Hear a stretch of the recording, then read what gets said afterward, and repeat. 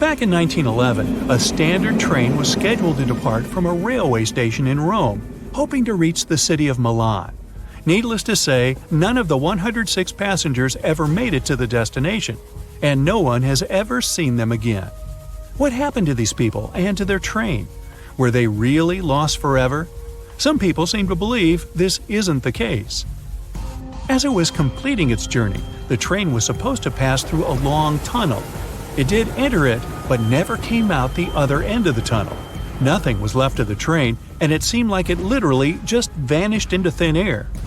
Only 2 of the passengers were found, but they were quite unwell at the time, and their stories did not seem to make much sense. They spoke of a dense fog that they simply jumped out of because they got so scared.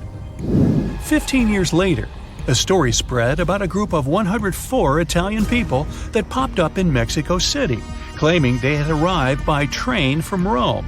If that's not weird enough, the story appears to have been reported back in 1845, 66 years before the train even departed in the first place. Of course, nobody at the time actually took these people seriously, but you can't help but wonder, did they actually time travel via the Roman tunnel, or is it just another urban myth? What do you think? The Lost Colony is the story of a strange phenomenon that happened back in the late 1500s. A group of people from England had moved into a colony on Roanoke Island off the coast of present-day North Carolina, but they soon realized they didn't have enough supplies. To fix this, the colony's governor decided to head back to England to get some. He didn't manage to come back for another 3 years. When he finally did, he was astonished at what was left behind. Nothing. The entire population of the colony was gone. The only reminder of what had been there was a single word carved into a tree.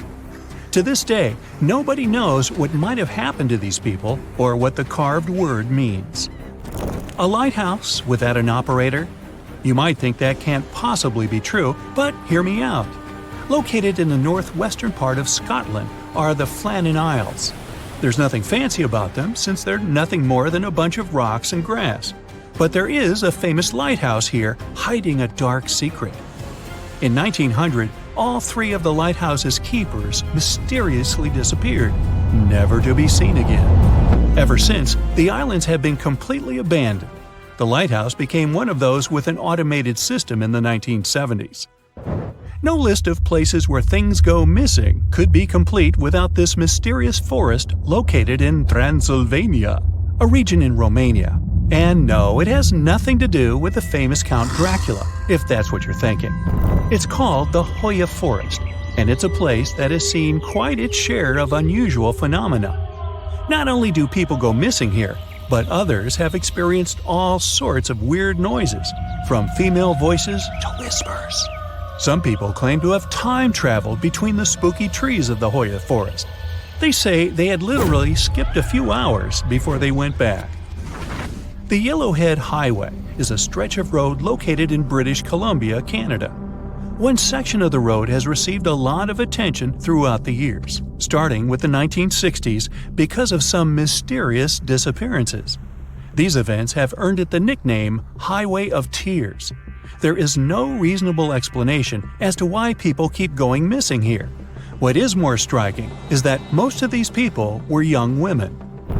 This triangular area that stretches above the desert and the Sierra Nevada mountains in the state of Nevada received quite a bit of attention because of a disappearance that happened back in 2007. A record-setting sailor, aviator, and adventurer named Steve Fawcett flew here in a small plane and then disappeared. They searched for Fawcett intensively for months, but didn't find any traces of him or the aircraft. 1 year later, the mystery of Fawcett's fate was finally solved when a hiker came across his ID cards, and later a search party found the plane's wreckage. It's one of the most visited natural resorts in the world, but Yosemite National Park carries some dark secrets of its own. Despite its beauty and abundance of wildlife, a total of 45 people went missing right here in this location. No one knows what happened to them.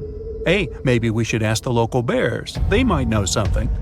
There are even stories of people that disappeared from one region of the park only to pop up in a completely different location. This hasn't stopped over 3 million people that visit the park each year from wandering around this location, though. Whenever a ship happens to sink, you'd expect to at least find pieces of it on the bottom of the sea, right? Well, not if you're traveling through Lake Superior. It's located along the border of the United States and Canada, and became famous because of the great number of ships that went missing here. It may have something to do with the stormy winds, of course, but that doesn't explain why some ships simply vanish altogether, without a single piece of them ever to be found, not even at the bottom of the lake. It does gather a lot of tourists each year, though. They come here to scuba dive and see the remains of some of the ships that still lie here.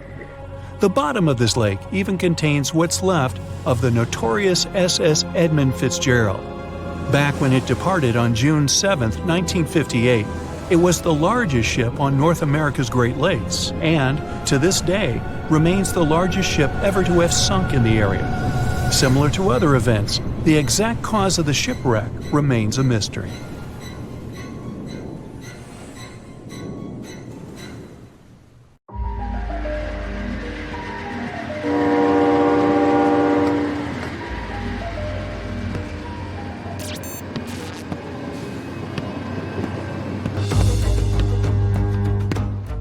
How long does it normally take for a package to get to you? A day? A week? A month? How about over 3 years? Well, something like that happened in India not too long ago.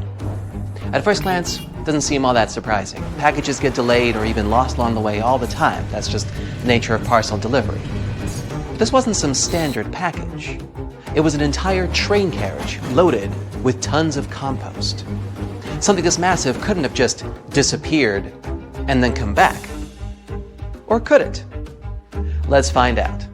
And yes, along the way we're going to learn some cool things about trains. It all started in 2014 when an Indian company ordered dozens of tons of compost.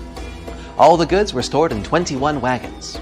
The train left the city of Visakhapatnam on November the 10th. Its destination was in Basti district, Uttar Pradesh, 870 miles away. So, the train left the station and the trip went smoothly. A few days later, the buyer accepted the goods.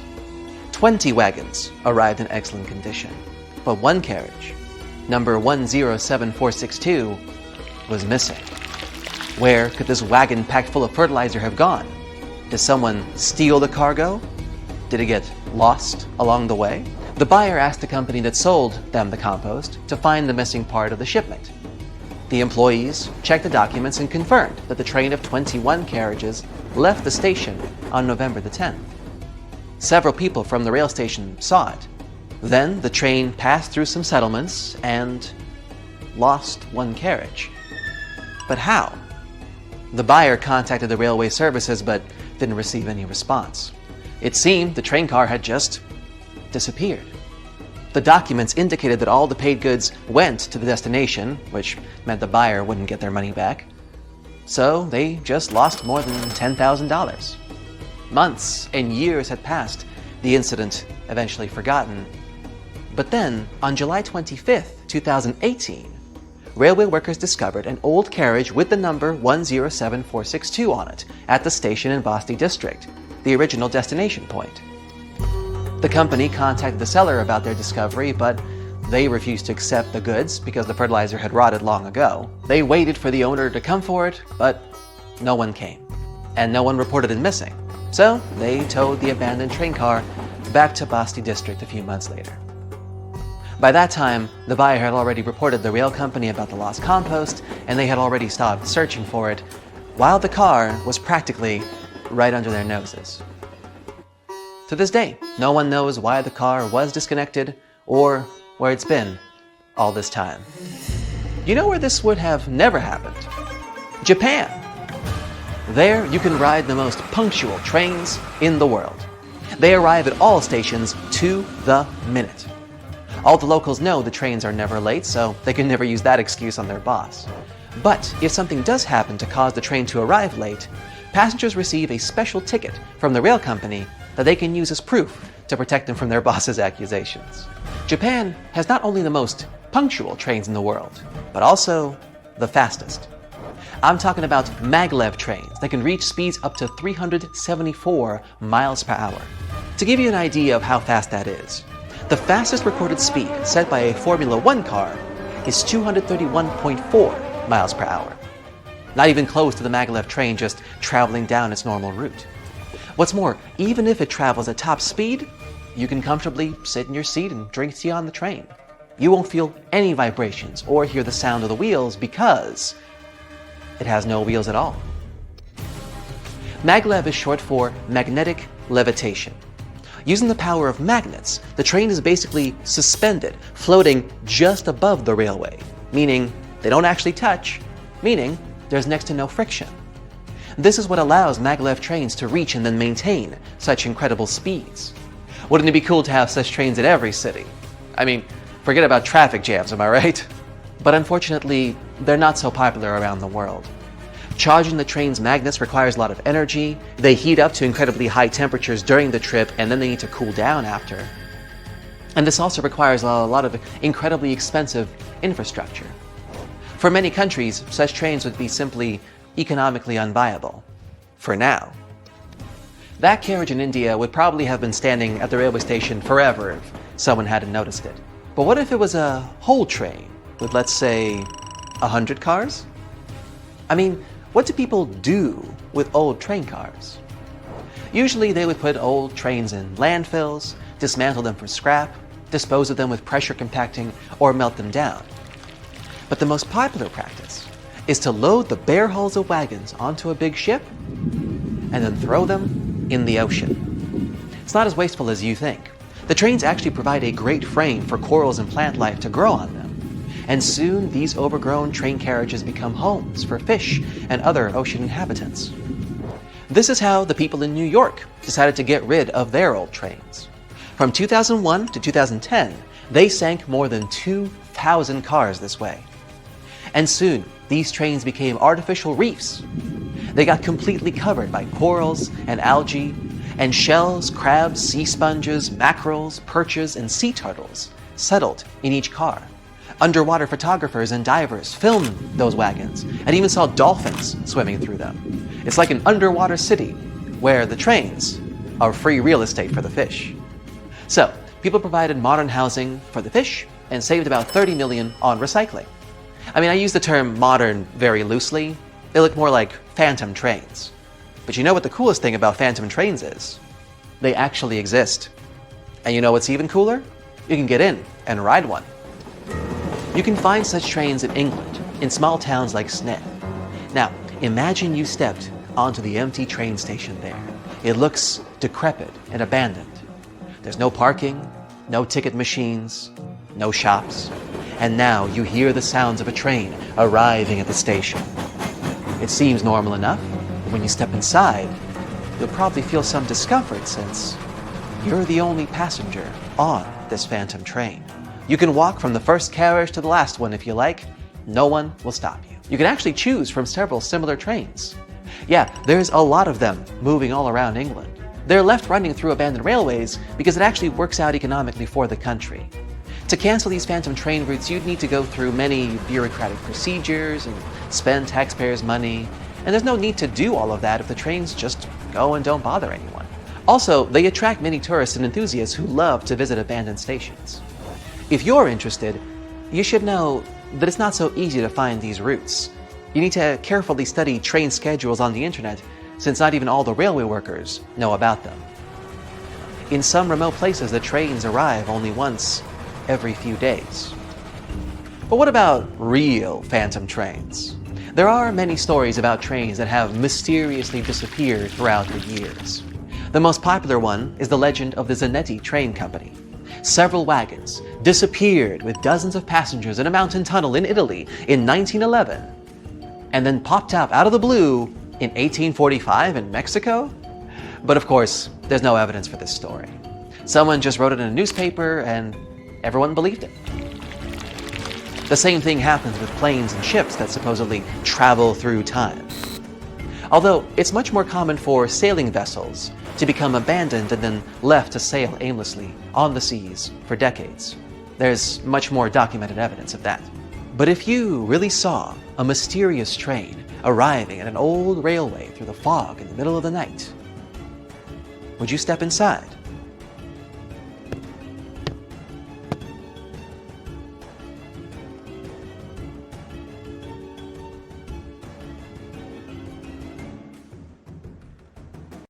It was a pitch-dark night, and we were out for a walk.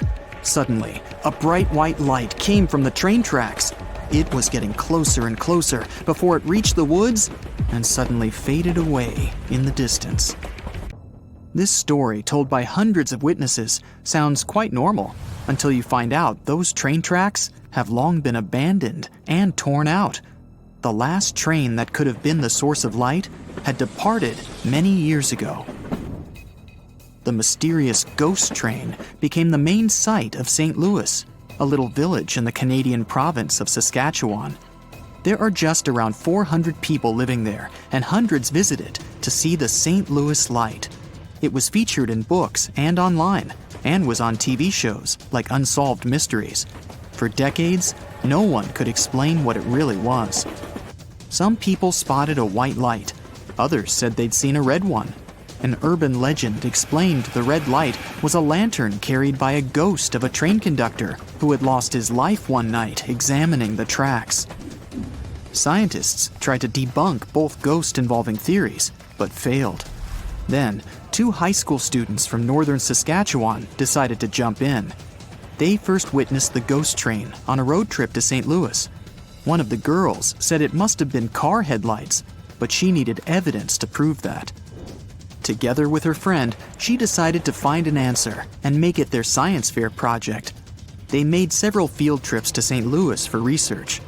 The young Ghostbusters used a detailed map, a compass, and a GPS system, which was pretty rare back in 2001. The girls found the location from where the ghost light was seen best of all. Then, they drew a straight line on the map to where the light was coming from and marked all roads next to or on the line. One of the girls' father agreed to help them. He parked his car at various locations near the lines and flashed his headlights. The girls didn't see them, as all the places seemed to be too low. Finally, they found a short hilltop highway stretch. For 20 minutes, the dad was flashing his lights on and off, and every time the lights went on, the girls could spot the ghost train. When he turned the car around, they saw the mysterious red light as well. The spot was rather far away from the track, so it was possible to see it, thanks to diffraction. The light passed through a little opening, maybe the trees, and became larger. The smart girls received gold medals at the science fair for their project. 10 years later, a similar story happened in Anson, Texas.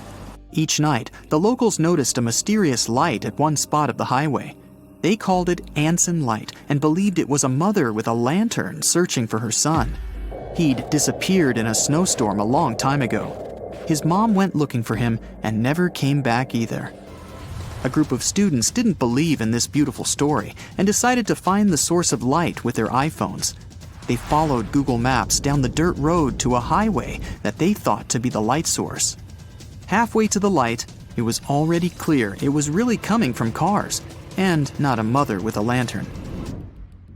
It's easy to be a ghostbuster outside with your friends, but what if you had a ghost in your own home? This is what happened to a family who moved into an old house in 1921. The house was huge, with gas lights, no electricity, and many passageways.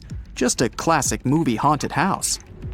One morning, the lady who went down in records as Mrs. H heard footsteps over her head when she was home alone. She rushed upstairs and found an empty room. She checked every room and also looked one floor up. It was all empty. Then, she started hearing strange noises when she was in bed at night. It sounded like someone was moving furniture and china and sighed in the silence. Whatever was haunting the family was getting braver and braver. It followed them along the halls. It felt like it was about to approach them and come into contact. One of the children of Mrs. H once ran into her room and asked why she was calling him. She said it must have been the wind, but the child was positive it was someone's voice. The plants didn't live long in that house. Finally, the scariest thing happened. Mrs. H woke up one night and clearly saw a man and a woman in her room. She had to stop it all somehow, so she asked her brother-in-law for help. He did his research and suggested it could be a carbon monoxide leak. This colorless, odorless, and tasteless gas had caused similar visions in other people. When they checked the gas, they found the gas was coming out of the furnace and into the room instead of going out through the chimney. It gave the family headaches, hallucinations, dizziness, and other unpleasant symptoms. Some ghosts leave fingerprints behind, or so says the San Antonio legend. According to it, in 1938, a school bus was driving through a rough snowstorm and got stuck on the train tracks. When the train crew saw the bus, they did their best to stop, but it was impossible to avoid the collision. No one in the bus had survived in that accident, and ever since, the ghosts of those people are protecting others from the same fate. Hundreds of people have visited the spot ever since to play with destiny. They leave the car in neutral on so-called ghost tracks and wait for the ghosts to come and help them out. Some people put baby powder on their cars to have fingerprints as evidence. And they do see the fingerprints once they get out of the car. Turns out there's a logical explanation for this one as well. There's an incline on the tracks, so when the car moves a bit, you can see your own fingerprints in baby powder. And the original story that inspired the legend didn't even happen in San Antonio, but in Salt Lake City, Utah. Something unexplainable was happening on the campus of Coventry University in England. Whoever visited the 14th century cellar ran out of it in fear. They said they'd seen a ghost of a woman. One lecturer at the school, who was also a part-time ghostbuster, decided to debunk the mystery. He was once working at his lab when he felt the presence of someone else. He was brave enough to do research in the cellar and found out the reason for all this madness was what he called the fear frequency. The levels of sound frequency in the cellar were so high that they made people see optical illusions, feel anxiety, and get chills down the spine. A similar effect makes you hear humming of a glass when you're running a damp finger on it. A small village of Kalachi in Kazakhstan has become home to a unique, mysterious sickness nicknamed the Sleep Hollow. Back in 2013, the first villagers got affected by it. They were doing their regular routine, biking, going to work, or chatting with friends, when suddenly they'd fall asleep. It all looked similar: slurred speech, lightheadedness, and then boom! Some of them only woke up after 6 days of loud snoring. And when they did, they didn't remember anything that happened to them and experienced weakness and headaches. The Sleeping Beauty-style sickness affected people of all ages, including kids, and even a cat named Marquise. Its owner said the cat started attacking walls, furniture, and the family dog. Then it dozed off and was snoring like a human for hours. More than 150 people got the Sleep Hollow in 3 years. Doctors and sleep disorder experts struggled to find a solution. A lot of people blamed possible radiation from nearby uranium mines. Kazakhstan's doctors checked over 7,000 homes, but found the radiation levels weren't high enough to cause it. They also checked water supply in the area for heavy metals and bacteria, and it was all right as well. Then, the former head of the uranium mine suggested the gas was seeping through the ground. Scientists tested this theory, and it turned out to be the answer. The dangerous gas was in the air, and it took down the amount of oxygen, making people fall asleep. Families started moving out one by one from that Sleepy Hollow as soon as the mystery had been solved. China plans on building a train that will connect mainland China to the United States. The track will start in the northeast region and then make its way through Siberia in eastern Russia. It will then go under the sea through the Bering Strait into Alaska in the US through a 125-mile underwater tunnel.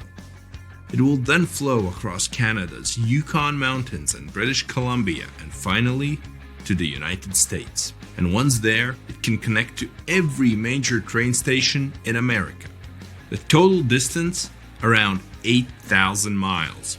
This China, Russia, Canada, and US network was conceived in 2014 by a group of Chinese engineers who had a vision of a major transcontinental train track. They claim that if the project is built, then you will need just 2 days for a trip from China to America without having to go to the airport. A train ride is much smoother than a plane and offers people better opportunities to experience traveling near the ground rather than up in the air. And the trip itself can boost tourism across 4 countries.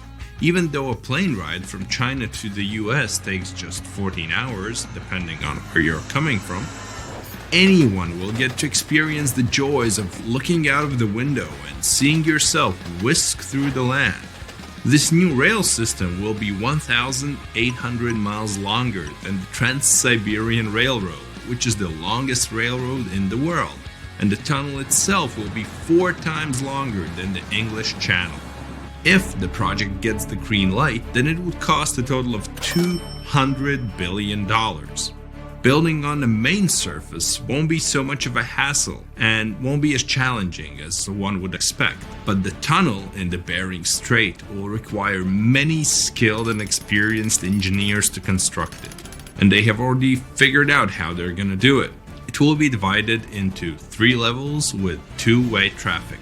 The upper level will accommodate the high-speed trains, while the bottom level will be for the slow-moving cargo and passengers, while the middle level will be reserved for emergencies. The cargo train can move up to 100 million tons of cargo, which makes up 8% of the world's freight cargo between Europe, Russia, China, Japan, South Korea, Canada, and the United States. Passengers wanting to leave from Alaska to Russia and vice versa will only have to take a 20-minute high-speed train ride to their destination.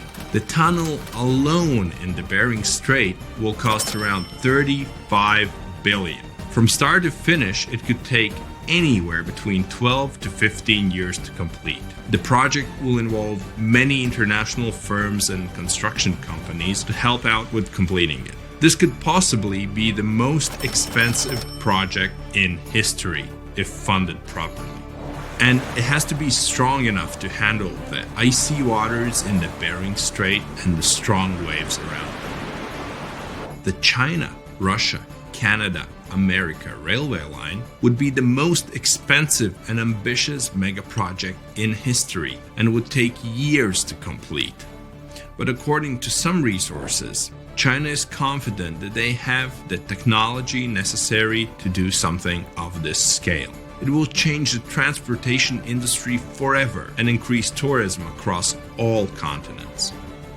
If this project is going to be built, then it would be technically possible to travel from a train station in Portugal all the way to the United States.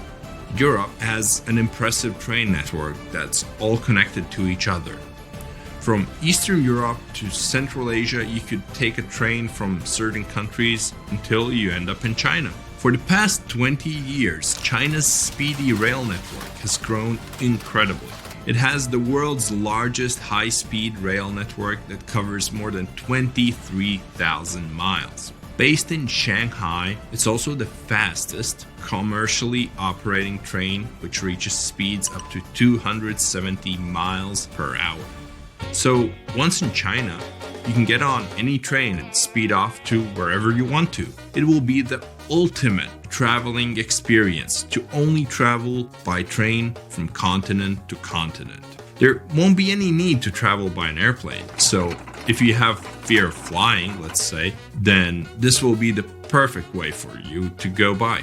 But building train tunnels underwater isn't easy. The best engineers have to figure out all the risks beforehand. The Channel Tunnel, for example, is an underwater train that takes you from London to Paris in just 2.5 hours at cruising speed. The train is highly equipped with the most advanced technology in the market to ensure comfortable travel. If you have any work to do, then you can just pop open your laptop and connect to the Wi-Fi.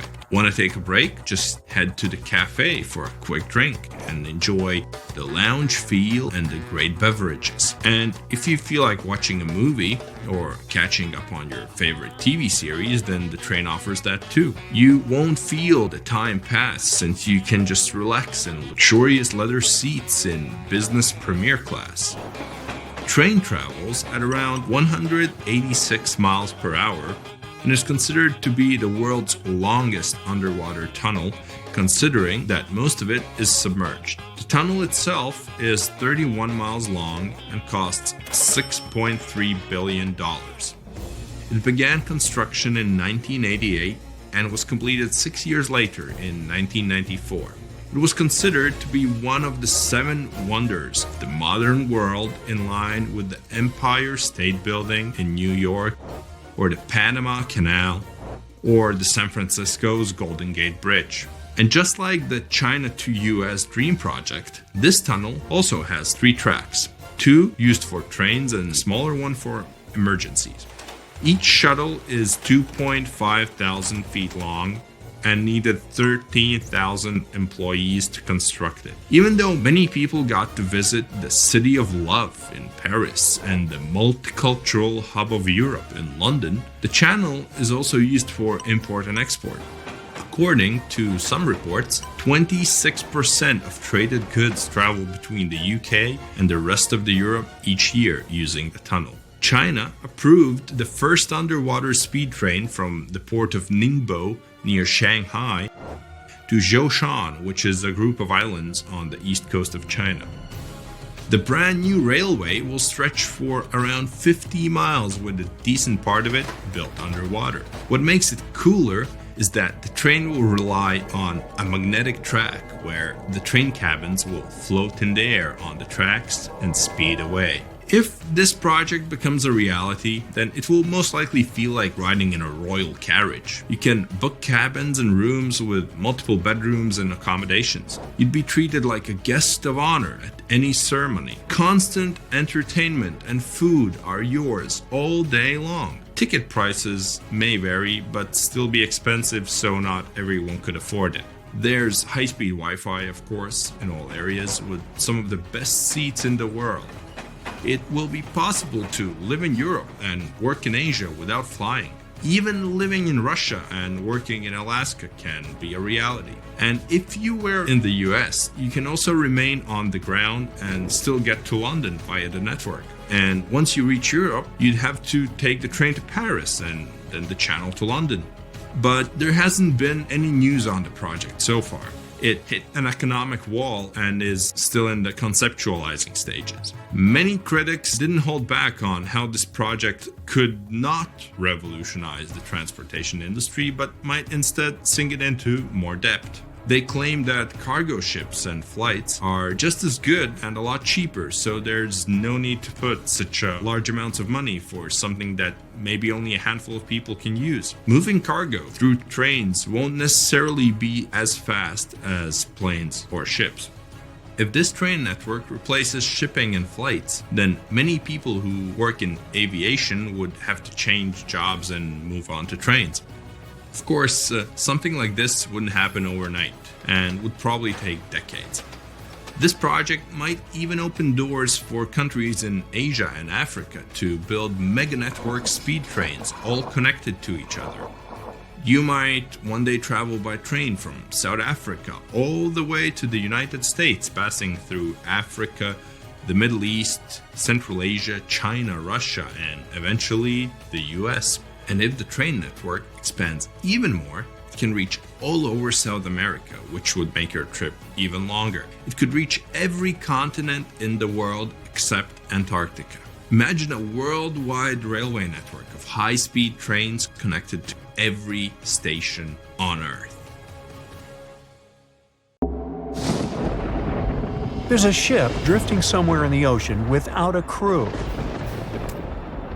The last time someone saw it was over 50 years ago. Its story reminds of that of the Flying Dutchman, a ship that's bound to sail forever and bring disaster to whoever sees it at sea. At least the legend says so. Unlike the Flying Dutchman, the SS Bay Chimo was definitely real and built for a German company in Hamburg and began as an ordinary cargo ship. It was trading supplies between Hamburg and Sweden in the Baltic Sea starting from 1914. It had a strong steam engine and a hull made of steel. A few years later, it became British property. Then, in the 1920s, a Canadian company purchased it for around $18,000, a huge amount of money back then. The new owner, the Hudson's Bay Company, was actively using the ship for several years. They would often send it on voyages from its home port in Scotland to Siberia, Alaska, the Yukon, and the Northwest Territories. It also passed through the Panama Canal and even the Suez Canal, with fur pelts for sale on board. Sometimes it would also transport passengers. It had completed 9 successful voyages before this strip of good luck came to an end. Starting from the 1930s, SS Beichimo would have trouble with ice and storms. When it first got trapped in ice in October of 1931, some of the crew managed to escape to Alaska. 15 of 22 sailors decided to stay with their vessel and try to save it. They had furs and other valuable cargo worth around $58,000 aboard. The company sent them supplies to survive the winter. They set camp near the ship out of the hatches, tarpaulins, and other materials, and offloaded the cargo. At the end of November, a blizzard rushed through the area, and it seemed like it had taken the ship with it. The ice platform had survived, but the ship broke free. Some of the crew members were sure it had sunk. But soon after, they heard from one of the locals who had spotted their ship around 45 miles away from their camp. The crew moved on with their lives, and the ship started its journey as a runaway vessel. People would spot SS Beichimo once a year or so, all the way until 1965. It was mostly spotted off the coast of Alaska. A man going to Nome with his sled dog, along with prospectors, explorers, and treasure hunters, all claimed to have seen SS Beichimo. Someone tried to board it and take it to port, but ended up stranded on it for days because of horrible weather. Others got luckier and managed to take a whaleboat, some furniture, and other valuables from the vessel. Those who got close to the ship saw that it was damaged and missing the propeller. Still, it stayed afloat without a crew for at least 38 years and became the longest sailing ghost ship in history. In 2006, the Alaskan authorities started a project to solve the mystery of this ghost ship of the Arctic and finally find SS Beichimo, either still above or below the water. So far, the project has not been a success. SS Beichimo remains one of the estimated 4,000 ships that have disappeared off Alaskan shores. If the legend of the 17th century isn't lying, this ghost ship could be sailing somewhere along the Flying Dutchman. It belonged to the Dutch East India Company. Its captain managed to do the impossible for that time and sailed from Holland to Indonesia in only 3 months. They said he was flying over the sea, and some evil tongues explained that he had made a deal with evil forces to achieve that. Once the ship was sailing back home, its captain and crew disappeared without a trace. There are many versions of what happened to it. One of the first ones said it had tried to enter port at the Cape of Good Hope, got in a terrible storm, and sank as there was no captain to save it. Another legend says the captain had refused to obey the skies to let the ship sink during the storm. A scary light form then struck the boat and the crew, and it was condemned to forever wander without rest. Many sailors claim to have spotted the wandering Dutchman. The Duke of York, who was to become King of England, mentioned having seen it in Australian waters. Right after spotting the ship, the man who saw it first fell from the top of the mast and didn't survive. There were more encounters with this legendary ship up to the middle of the 20th century. Ships would nearly collide with it as the Flying Dutchman jumped out of the blue. Scientists have a more logical explanation for this mystery: Fata Morgana, not to be confused with Hakuna Matata. Now, when you're out at sea on a hot day and the air is all wavy, It feels like when you look at the road on a scorching summer day. That's because of something called atmospheric refraction. When light passes through different layers of air with different temperatures and densities, it bends and twists. Sometimes, under certain conditions, this bending of light can create really bizarre optical illusions over the ocean, like sightings of the Flying Dutchman. The Fata Morgana phenomenon can make distant objects appear distorted, stretched, or even lifted above the horizon. So you can see a ship far away, but because of the way the light is bending, it will look like it's floating above the water or even disappearing and reappearing. A Fata Morgana is most commonly seen in polar regions, especially over large sheets of ice that have a uniform low temperature. But you can see it anywhere, even in deserts and over lakes on hot days. The first stories about ghost ships go all the way back to ancient Greek and Roman mythology. One of the most famous ghost ships in history is the Mary Celeste. This brigantine was traveling from New York City to Genoa and was fully stocked with provisions, but missing a crew when it was discovered in the Atlantic Ocean in 1872. The crew's personal belongings were also there, completely undisturbed. The final entry in their log was made 10 days earlier. We still don't know what happened to its crew, and the ship has inspired many spooky stories and legends. The Lady Lovibond was another legendary schooner that is believed to have been wrecked off the coast of Kent in the middle of the 18th century. The story tells that the ship's captain, Simon Reed, had just got married and took his bride on board for a celebratory cruise, despite the superstition that it could bring bad luck. They were on their way to Portugal when the first mate, who is also in love with the captain's new wife, went mad because of jealousy, attacked another crew member, and then took over the wheel and steered the ship straight into the dreaded Goodwin Sands. No one aboard survived, and the schooner is said to reappear as a ghost vessel every 50 years. In present times, many vessels become abandoned and turned into ghost ships intentionally.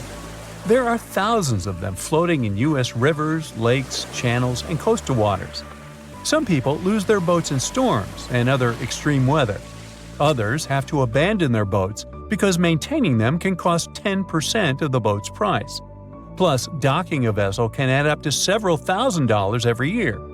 Most boats have been made of fiberglass, so an owner can't just recycle them as scrap metal. So, once they want to get rid of it, they often tie it to a dock and sneak away, or leave it floating far away from the shore, or just try to sink it. When ghost ships sink in shallow waters, they can cause damage to coral reefs, mangroves, marshlands, oyster habitats, and wetlands. Plus, they can collide with unsuspecting regular ships and cause real trouble. So, don't do that. Enough said. Do you know the feeling when you've been trying to solve one mystery for your entire life? Nope? Well, Detective Anderson does. During almost 30 years of working for the police, he solved many riddles, caught hundreds of robbers, and helped save thousands of lives. There's a huge number of successfully solved cases on his record.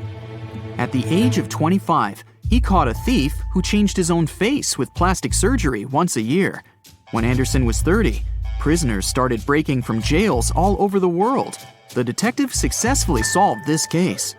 At the age of 38, he discovered the secret base of a forbidden order in a volcano's mouth. By his 50s, he managed to explain all the most inexplicable things in the world. But there was something he couldn't solve.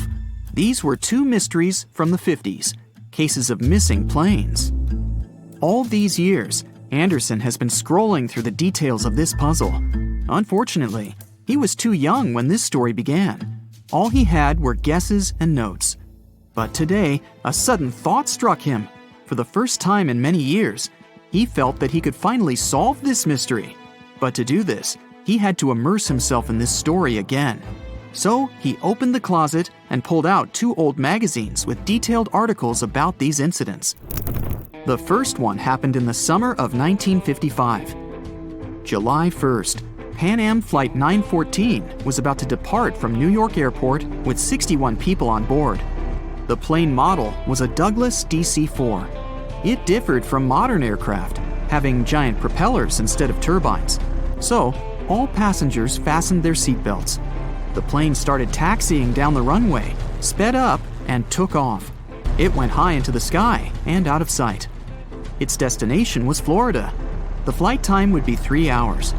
Dispatching services were watching the plane on their radar when suddenly, Pan Am 914 disappeared. The operator tried to contact the pilot but received no response. New York reported this to Florida. They said they couldn't see the plane either. Usually, pilots notify via radio if a plane crashes or gets into a storm. But this time, just nothing. After several unsuccessful attempts to establish the connection, they deployed large-scale search operations. Communication with the plane was interrupted when it was flying over the Atlantic Ocean. Therefore, the air company had to admit the aircraft crashed into the water. But this version had no proof.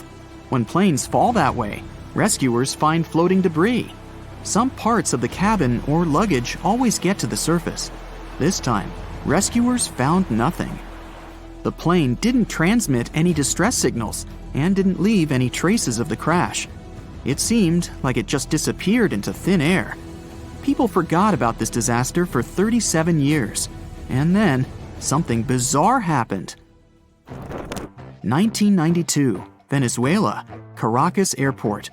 The control tower received a signal about an unknown aircraft approaching them. It was weird because it wasn't supposed to be there. There were no flights scheduled for that time. The plane was landing. The dispatcher and the rest of the airport staff understood that something was wrong here. The plane looked old, with huge propellers instead of turbines. After landing, the pilot contacted the airport.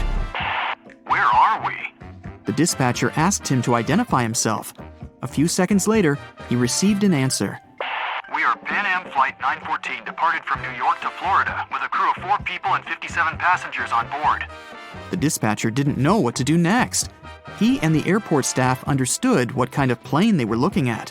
What was this plane doing 37 years later and almost 1,240 miles away from its destination? After a few seconds, the startled dispatcher turned on the microphone and said, It is September 9th, 1992. You know that? A long pause followed. Then, the pilot responded in a panic. Oh no. Jimmy, where are we? No! Stay away! Let's go now!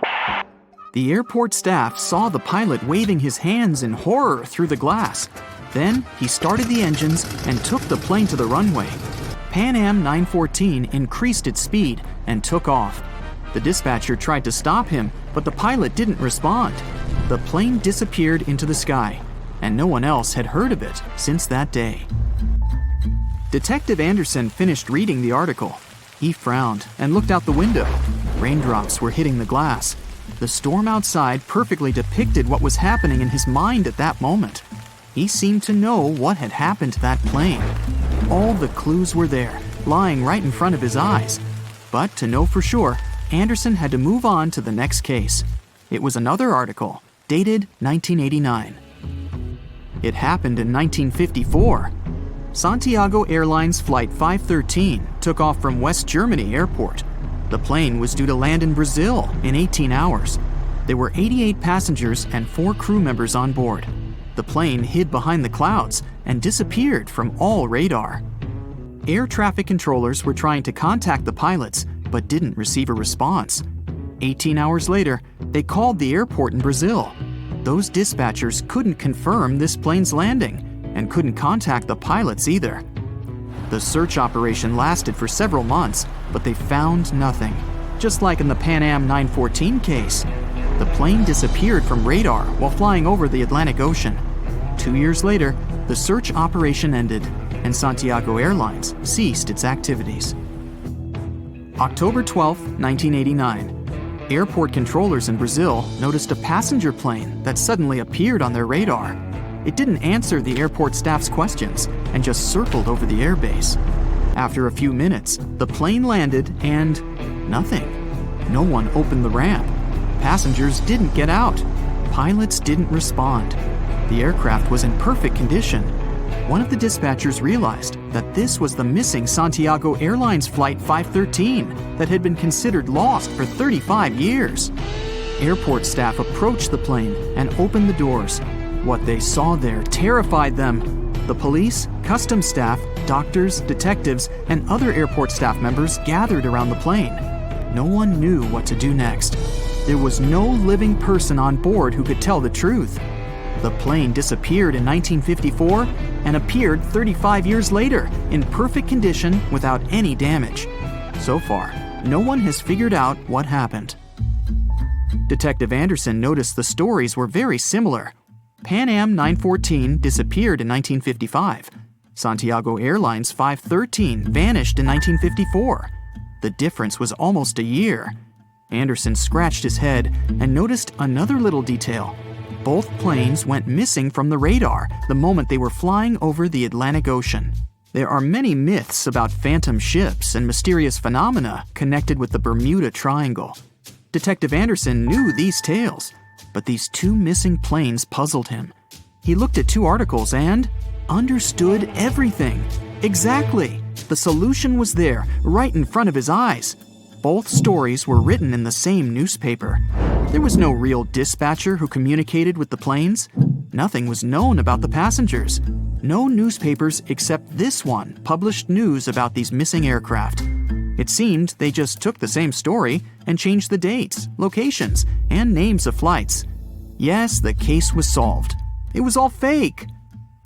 The rain stopped. Detective Anderson looked out the window and heard the sound of a passing train. He remembered another weird and fake story. A story about a phantom train. It took place in Italy in 1911. 100 passengers boarded the train of the Zanetti Railway Company. It went through the picturesque mountainous area, got into a mountain tunnel, and disappeared. No one else had seen the train since then.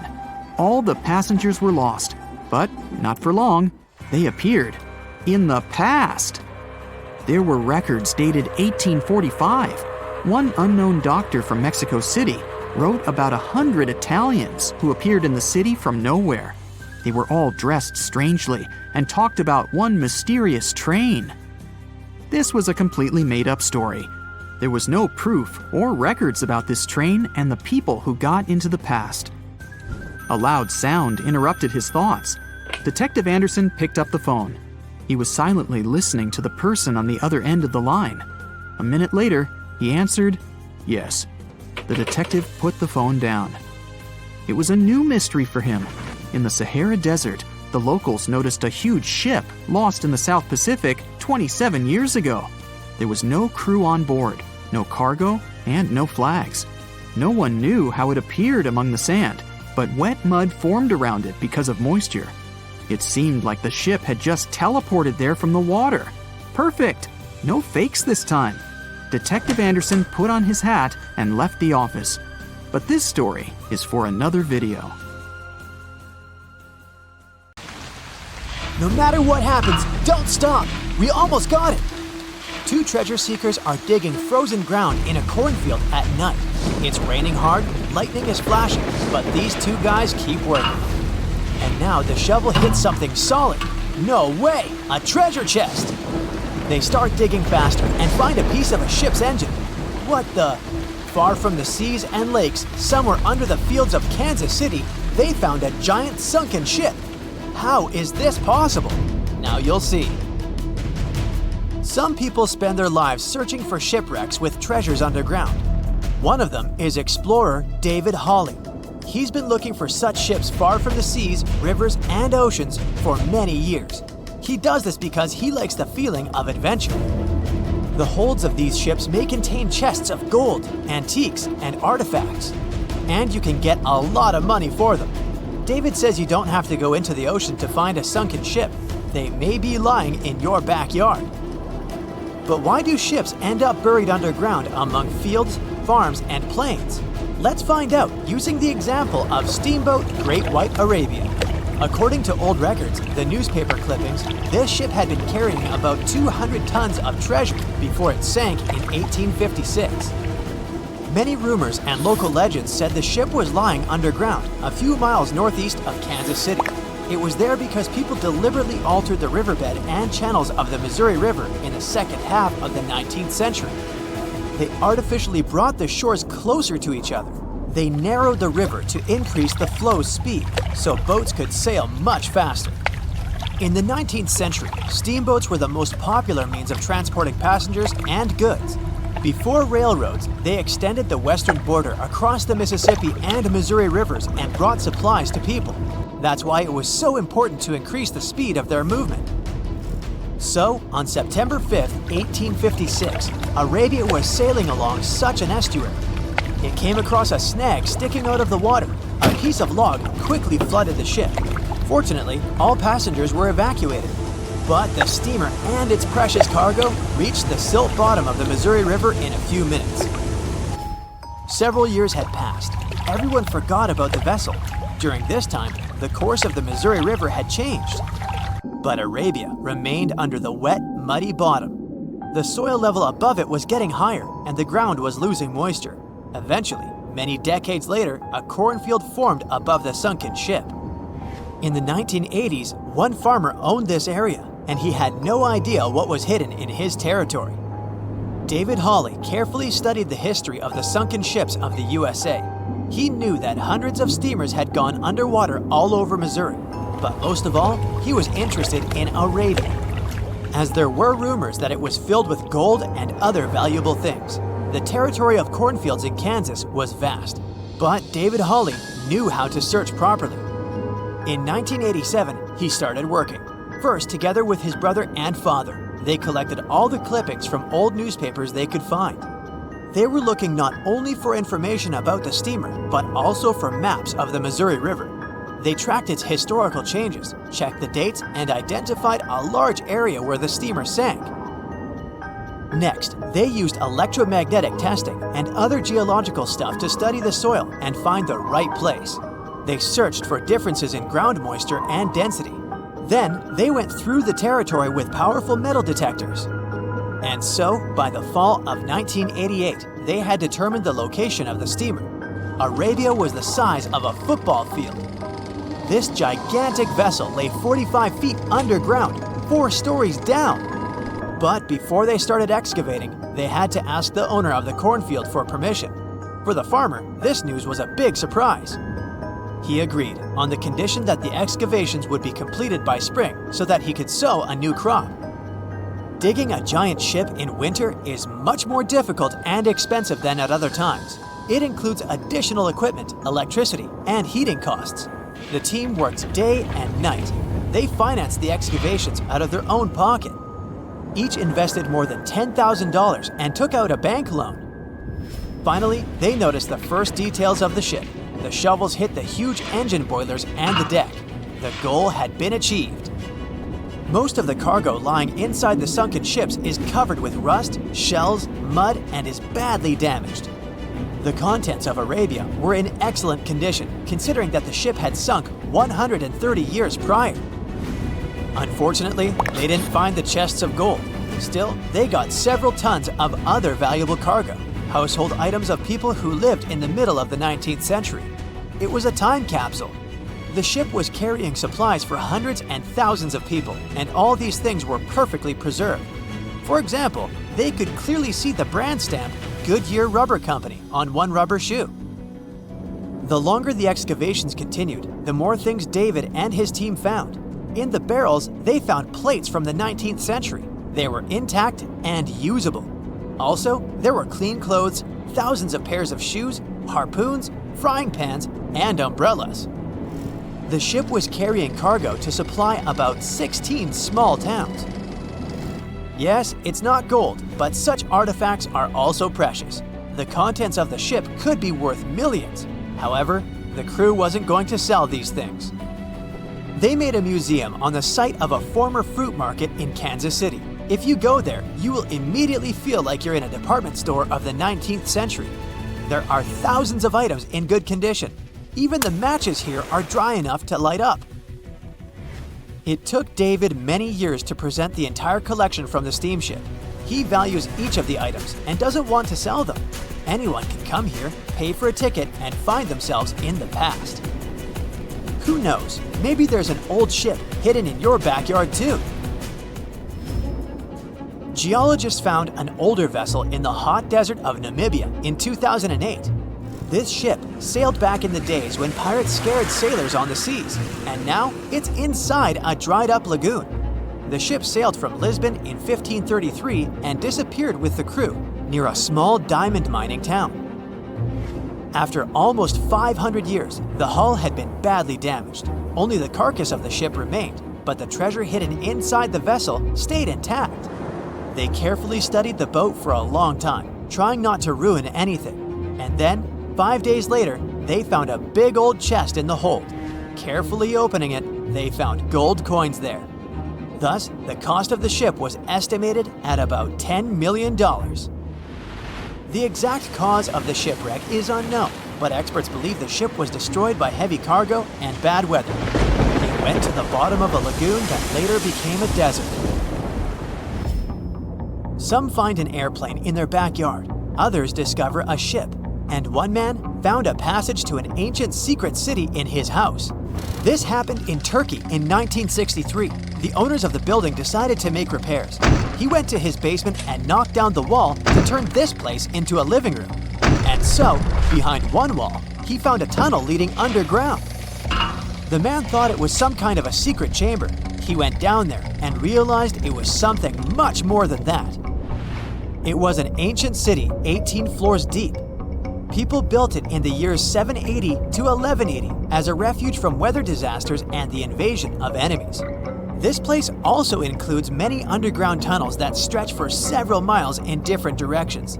People could get to the town from different points using secret passages leading to these roads. The city can accommodate about 20,000 residents, livestock, and tons of food supplies. Archaeologists have also found a chapel, schools, stables, and public kitchens there. The moon shines brightly and illuminates the black water of the ocean. Thick fog descends on it in ominous silence. Then, it's suddenly broken by the creaking of wooden boards, followed by a rippling of the waves. Through the fog, you see the outline of an old, large ship. Its hull is rusty, and a strange cold is coming from it. But the most unsettling thing is that there's no one on the deck.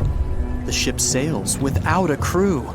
No, this isn't a mythical Flying Dutchman, but a very real ghost ship. September 2nd, 2019. The British Royal Navy's ice patrol ship, called the HMS Protector, sails through the calm waters of the Atlantic Ocean. The time is 11 p.m. Some of the ship's crew are on deck, while others are sleeping in their cabins. The captain steers the ship and looks straight at the horizon.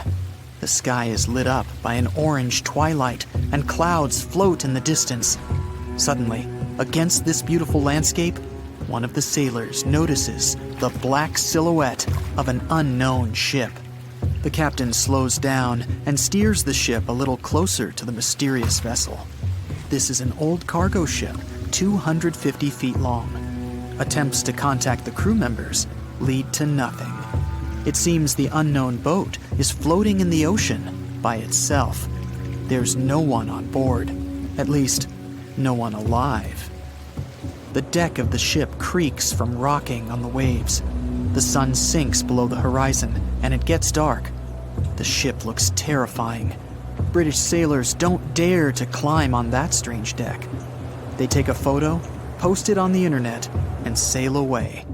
Many people on the internet will assume the sailors met a real ghost ship. 5 months later, we're in the village of Ballycotton in County Cork, Ireland.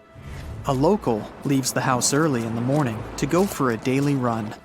Music in his headphones, fresh cool air, and a scenic route are ideal conditions for a good workout. The jogger runs along the road on the coast of the Celtic Sea. There was a strong storm last night, and now the sea looks calm. The man runs along the top of a low cliff and notices a huge vessel.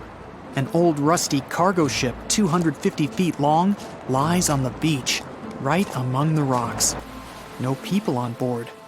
It seems the ship has been here for ages, but the local is sure this vessel wasn't here yesterday. A little later, it turns out this is the same ship that the sailors from the HMS Protector saw 5 months ago, thousands of miles from this place. The cargo ship, called the Alta, was built in 1976. Nobody knows who used it all this time and for what purposes. It's only known that in 2017, the ship was purchased by a new owner and marked with the flag of Tanzania. It's important to say that almost all cargo ships are equipped with AIS, Automatic Identification System, which is needed to track ship movements in the ocean. Since 2015, something strange started happening with the Alta's AIS. The ship disappeared from the satellites, then reappeared again.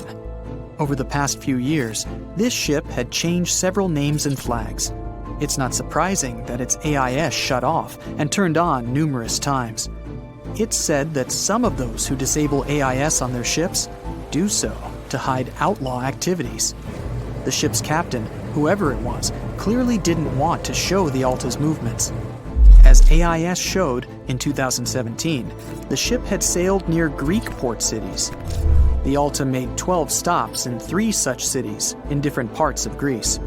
Then, the AIS signal disappeared, and 10 months later, the Alta reappeared near the northern coast of Africa, 1,200 miles from Greece.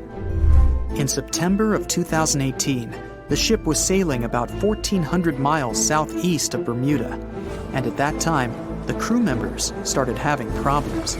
There were 10 people on board the Alta. On September 19th, the ship's engine failed right in the middle of the Atlantic Ocean. The nearest shore was very far away. The ship began to drift. As days passed, the crew couldn't fix the vessel. Food supplies were running low. The crew started to panic and tried to contact someone. The situation got worse as a strong hurricane was approaching the place where the ship broke down. Crew members contacted the U.S. Coast Guard. On October 2nd, a helicopter headed towards the ship. Food and water were unloaded on the Alta. This was enough for the crew to bide their time for several days. About a week later, a rescue boat sailed about 1,500 miles to reach the Alta and help the stranded sailors. Shortly before the start of the hurricane, American rescuers succeeded. The entire crew of the wrecked ship was taken to Puerto Rico. The Alta remained drifting in the ocean. After a while, another ship arrived to tow it to the coast of Guyana. Then, something went wrong again. The ship was hijacked. Who did it and why remains a mystery to this day. But then, for some unknown reason, the thieves decided to abandon the ship and left it to drift in the ocean. For almost a year, the ship's location couldn't be tracked. Then, in September 2019, the vessel was found by the British Royal Navy. How the Alta was able to cover the distance across the Atlantic and wash up on the coast of Ireland is unknown. An investigation has been launched in Ireland. It's necessary to identify the owner of the vessel and find a responsible person to take on the task of towing it. But no one has since been found. Once, an unknown person called the Irish authorities and introduced themselves as the owner of the ship, but didn't provide any evidence. Several barrels of oil were found on board the Alta. To dismantle the ship, the Irish authorities will need to spend about 10 million euros. Local residents are annoyed by the wreck too. Corroding metal is bad for the environment, and kids have already snuck on board and posted a video on the internet from inside the abandoned ship. The further fate of the Alta remains unresolved. It's still lying there. That ship sailed in the ocean for just 2 years. Now imagine if some other managed to drift for 38. In all that time, no one could catch this ship, and people still seek it. That vessel is called the SS Bechimo. It was a merchant ship owned by a Canadian trading company. In 1931, the ship got stuck in ice off the coast of Alaska. A strong snowstorm began. The team waited a week for it to end, but the storm only intensified. One day, the weather improved a bit, and part of the team was evacuated to the nearest city. Another part of the crew, with the captain, set up camp near the ship. The storm started again and didn't stop for a long time. The blizzard was so heavy that the ship's captain couldn't see beyond his arm's reach. Finally, when the storm was over, the captain saw that the ship simply vanished. He decided the Beichimo sank during the storm. A week later, the ship was found, drifting near the place where it was lost. The hull of the ship was damaged so badly that it was unsafe to sail on it. The captain decided to abandon the ship. However, it didn't sink. For the next 38 years, it was drifting at various points along the Alaskan coast. Several times, people climbed on the ship, including native Alaskan residents and a group of researchers. Attempts to save the vessel from the sea ended in failure. The salvage operations were hampered by drifting ice and bad weather. The last time it was seen was in 1969. The ship was frozen and blocked by the ice. In 2006, the government created a special project to find the Beichimo. However, in all these years, the ship still hasn't been found. Its fate is unknown. It's likely that the ship has finally found peace and is now lying on the seabed of the Chukchi Sea. Many scary things are hiding in the dark. When you stand on the ship deck in the middle of the boundless ocean and stare into the night distance, your imagination begins to draw terrible pictures. But it's much worse when the horror isn't hidden and fear appears in the light under the rays of the bright sun. When endless snow plains and giant icebergs start driving you mad. Such a horror happened more than 170 years ago to the crew members of two large ships, Erebus and Terror. On May 19, 1845, these two vessels went on a great voyage through Arctic waters to open the Northwest Passage, a route between the Atlantic and the Pacific Ocean, passing through several icy bays of Canada. By then, both ships had gained fame after several successful expeditions in the Arctic region. Erebus and Terror were equipped with strong hulls that could withstand the pressure of polar icebergs. These were the first vessels of the British Royal Navy equipped with steam engines. Before their last expedition, engineers covered the boats with an extra iron layer to make them more ice-resistant. A lot of food, books, and coal were loaded into the cargo hold. The central stove and the sailors' cabins were connected by special air vents. Everyone was sure that an iceberg wouldn't run the ship through. Fuel and food supplies guaranteed that nobody would be hungry. In every way, those were the most equipped ships of that time for such expeditions. Erebus and Terror sailed from the English village of Greenhithe with 128 crew members. The lead of the whole expedition was Sir John Franklin. 3 months later, the ships were spotted in Baffin Bay, east of the entrance to the passage, and this was the last time Europeans saw them. 3 years later, in 1848, Captain Franklin's wife, Jane Franklin, and other caring people demanded to start an expedition to find the two vessels. The search continued for several years and didn't lead to anything that would reveal the secret of this terrible expedition. They didn't find the ships, but found strange clues that caused more questions than answers. So the first strange thing was the 3 graves found on Beechey Island, located in the Canadian Arctic archipelago. The crew set up a winter camp on the island shore, and for some reason, 3 out of 129 people passed away. Then the ship set off again and got in the trap. Probably Erebus and Terror got stuck in the ice near King William Island. In the middle of a snowy plain, surrounded by cold winds and ice, the crew began to experience serious problems. According to one theory, canned food contained a lot of lead. The sailors could get poisoned by that. And another view says that they got severely sick. Apparently, when the food supplies ran out, the crews went on foot to look for help, but got lost among the snowy plains. Another strange thing was a note on the shore of King William Island in the pocket of one of the crew members. Even now, no one can understand the contents of this paper. The letter had weird words and incoherent sentences like, "All my art, Tom, for I don't think for," or "shall want some grog to wet our whistle." Many words were written backward, and some were smeared. Perhaps the note reveals a secret about the loss of the crew, but it's almost impossible to decipher it. Also, the search team found another note with more understandable records. One of them is dated May 1847. It said everything was fine and the expedition was going according to plan. Another record was made almost a year later, in April 1848. It said the ships got stuck in the ice and the crew left them. The sailors planned to go to the Back River, the Canadian River in the Northwest Territories. It was their last attempt to survive, which unfortunately ended up in failure. For more than 150 years, the fate of both ships remained a mystery. But then, in 2014, a search team found Erebus. The ship's wreckage was on the island a few feet from the water.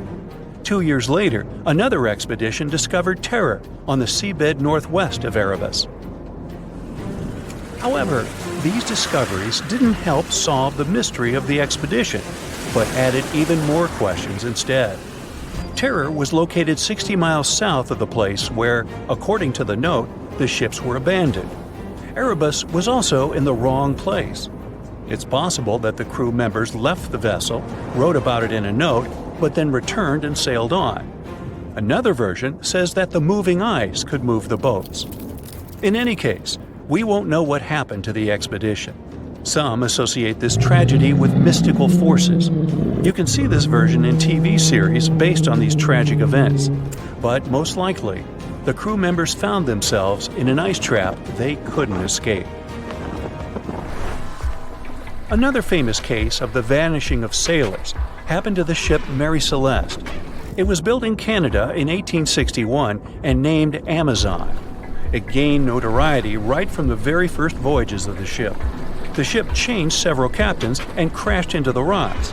The broken vessel was resold a few times before receiving repairs. After the upgrade, it got a new name, Mary Celeste, and a new captain, Benjamin Briggs. He was a brave, experienced sailor with a kind heart and high moral qualities. In November 1872, with 10 people on board, Mary Celeste sailed from New York to Italy with a valuable cargo on board. A few days later, another ship, Dei Gratia, followed it along the same route from the port in New York. Somewhere between the Azores, the captain of the Dei Gratia, David Morehouse, noticed a ship 6 miles away that was sailing too strangely. It swayed from the side like no one was holding the steering wheel. David came closer and tried to contact the people on board, but there was no response. At that moment, the captain realized that it was Mary Celeste. Together with the crew members, they climbed aboard and found that its sails were slightly torn. There was water in the hold, but it could easily be pumped out. The crew's belongings were in the cabins, and the cargo was untouched. Only one lifeboat and a chronometer, which is a navigation device, were missing. The last record in the logbook said the voyage was going according to plan.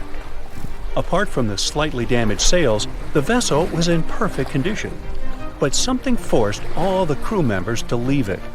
Several members of the Dei Gratia crew remained on board the Mary Celeste to deliver it to the nearest seaport. One of the versions said that the water pump in the hold could be filled with coal. Before the last trip, Mary Celeste transported a large amount of this material, and some of it could have stuck inside the pump. When the ship got into a storm, the hold flooded a little, and Captain Briggs couldn't understand how critical the situation was. There were too many barrels, so he couldn't determine the water level. It was dangerous to stay on board since the ship could sink. Therefore, the captain decided to evacuate by lifeboat. Perhaps they were close to land, and Briggs decided to sail in that direction. But the storm got stronger and sank the boat. Another version says that Dei Gratia attacked Mary Celeste and got rid of its crew to get the cargo. The court couldn't prove this, but the reputation of Captain David Morehouse was damaged, and he had difficulty finding a job after that. The story of Mary Celeste became world famous, so people created many different versions. Of course, someone claimed that something mystical had happened to the ship, but such theories have no evidence. There are so many records and documents on the internet about this case, so anyone can try to sort out the truth from the fiction. The voyage started just like any other. The cargo ship SS Cotopaxi is making another journey to Havana, Cuba, to deliver coal. It's November 29, 1925. For Captain Meyer and his crew, leaving Charleston Port, South Carolina, it will be the last trip the ship ever makes. Its route ran through the Bermuda Triangle. 2 days into the trip, the Cotopaxi sent out a distress signal. It had got caught up in a strong tropical storm and turned over on its side. The wind was very strong and there was powerful lightning as well. Rain gradually filled the ship's hold. Then there was a bright white flash, and the ship disappeared without a trace. Later, its wreckage was found in the Gobi Desert, which is in a completely different part of the world. All 32 crew members, including the captain, were missing. Of course, the part about the Gobi Desert is fictional. For one of his movies, Steven Spielberg came up with the idea that the ship was moved there by aliens. Still, in real life, the ship was never found, and its crew really did disappear. It was officially declared missing a month afterward, and nobody could find the wreck. It seems like a classic case of mysterious things going on in the Bermuda Triangle. But most mysteries are solved sooner or later. In 2020, the Cotopaxi was found. A man named Michael Barnett had moved to Florida to study shipwrecks off the coast. One wreck in particular really caught his attention.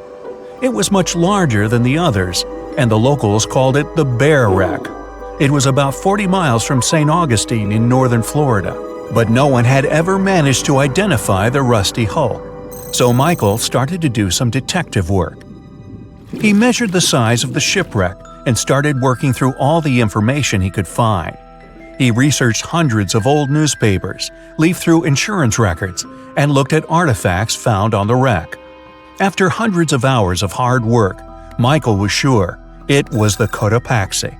But a few years before, there had been a rumor that the same ship had been found off the coast of Cuba. The Coast Guard found the wreck of a cargo ship about the same size that looked a lot like the one lost in 1925. Michael was sure they were wrong, so he teamed up with some science journalists and kept investigating. Soon they discovered something that seemed to confirm Michael's belief. Divers found brass valves with the letters SV on them in the wreckage of the ship. Michael suggested these initials referred to Scott Valve Manufacturing Company. The headquarters of this company was in Michigan, not far from where the Cotopaxi had been built. The company had probably supplied parts for the Cotopaxi. So the puzzle seemed to be solved. The Bear Wreck was really the missing cargo ship. But Michael still needed to work out why the ship had sunk. Did something mysterious really happen to the Cotopaxi in the Bermuda Triangle? Later, Michael found the testimony of the ship's carpenter among some old papers. The carpenter claimed that the hatches covering the coal on the ship had been in a terrible condition before it sank. Repair work on the covers wasn't finished before the crew got the order to sail to Cuba. So if the hatch covers were still broken during the trip, water could have easily gotten on board. This water probably flooded the hold during the tropical storm. This was the real reason why the Cotopaxi went down. There was really nothing mysterious about it. It was just a mistake made by ordinary people. But this is just one example out of dozens, or even hundreds, where ships and planes have gone missing in the Bermuda Triangle. We still can't explain some of these incidents. It seems like there really is something weird going on there. One of these strange events happened in 1948. A passenger jet was headed for Miami from San Juan, Puerto Rico. It disappeared in the same area as the Cotopaxi. The 32 people on board vanished without a trace. The weather was clear throughout the flight, but experts think that when the plane was about 50 miles from the coast, it could have been hit by a strong wind that knocked it off course. Years later, a similar plane was found in the area of the Bermuda Triangle, but because no one could work out the registration, it was impossible to say for sure if it was the same one. Something even stranger occurred not long before, in 1945. 5 planes went missing all at the same time. Some trainee pilots were practicing their navigation skills, but when they'd finished, it seems they couldn't find their way back home and disappeared. Many people assumed they just ran out of fuel. This seems likely, but still, the circumstances were really strange. The trainees were being supervised by an experienced pilot who had 2,500 hours of flight time. He would never have let a group of newbie pilots get that far away from their base. Even now, people still debate what could have happened. Some insist the pilots ran into something supernatural out there in the Bermuda Triangle. But who knows?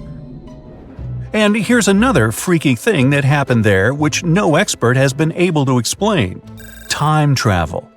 In 1970, Bruce Gernon was flying a plane from Andros Island to the Florida coast. When he was at 11,500 feet, a giant cloud appeared in front of him. It kept getting bigger and bigger, and he had no choice but to fly through it.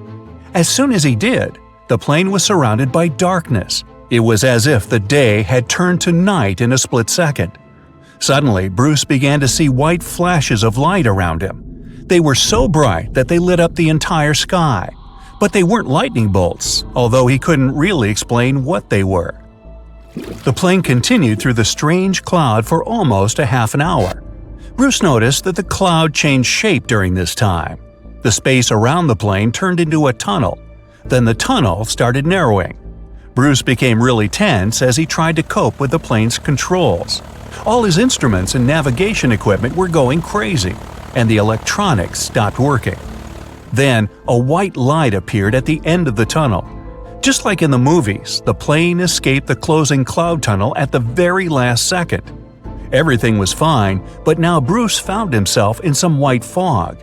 He had no idea where he was. Then he managed to contact ground control.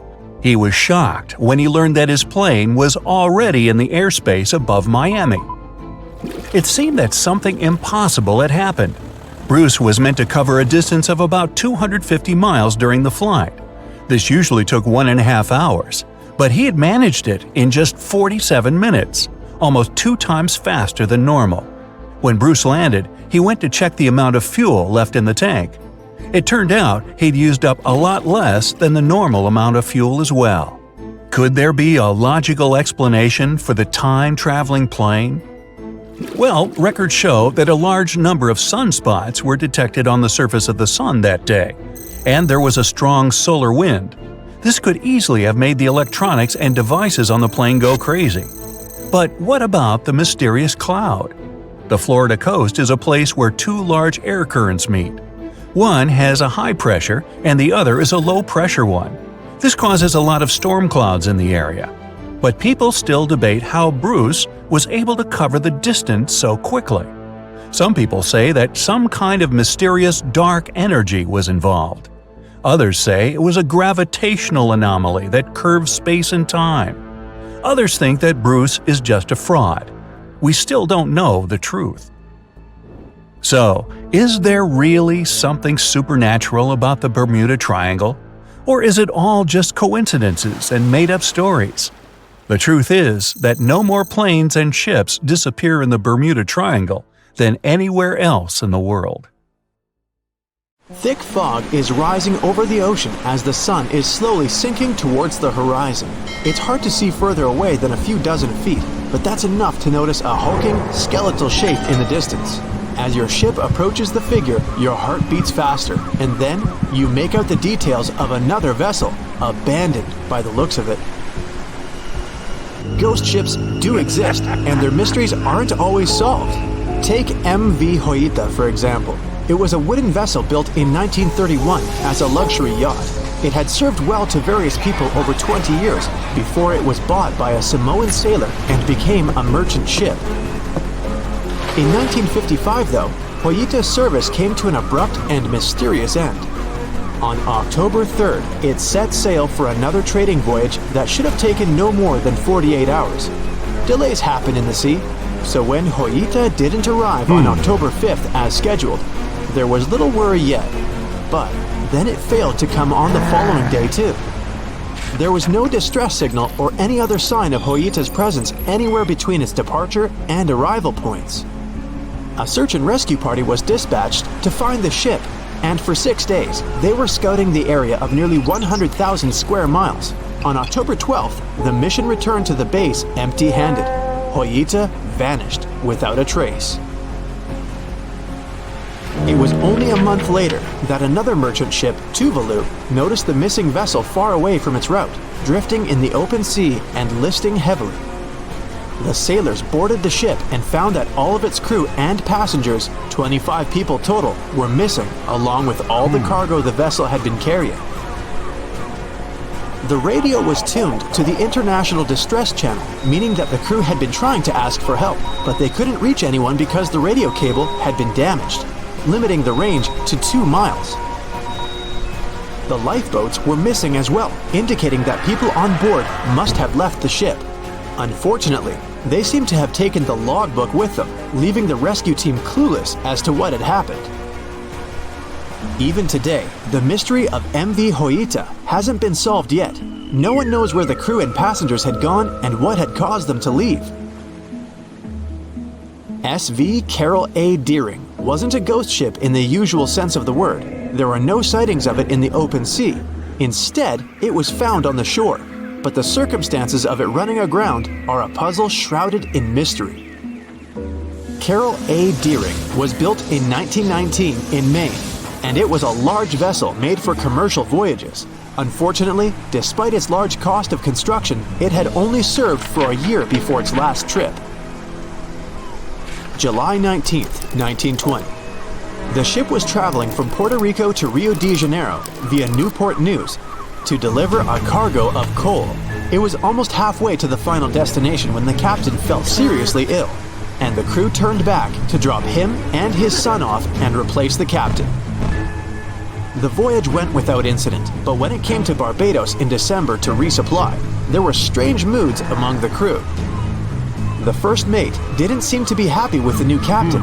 No one paid much attention to it back then, when they probably should have.